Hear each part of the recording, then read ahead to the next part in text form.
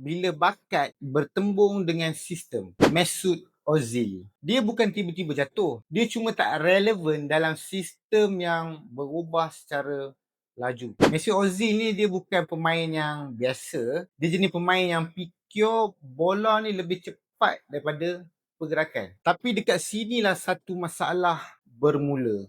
Bola sepak moden ni bergerak ke arah intensity, tekanan tinggi dengan fizikal. Sistem hari ni menghargai pemain yang dia lari tanpa berhenti, tekan pihak lawan selama 90 minit dan patuh tentang struktur yang ketat. Maksudnya plan ni memang dia orang ikut betul-betul. Zaman ni punya sistematik. Ozil ni pula, dia muda tapi dia lahir daripada satu sistem yang lama. Ruang, masa dan kebebasan untuk membaca permainan waktu ketika tu. Bila permainan bola sepak ni menjadi terlalu berstruktur, kreativiti bukan lagi satu kelebihan yang utama, dia sebenarnya dah jadi satu risiko. Dekat Arsenal, sumbangan Ozil kan pada statistik yang kasar, tapi pada cara dia memudahkan permainan orang lain. Masalahnya, sistem moden yang dipakai waktu sekarang ni memang susah nak ukur benda tu. Nak jadikan cerita, bola sepak hari ni bukannya sekadar satu sukan tau. Dia sebenarnya dah jadi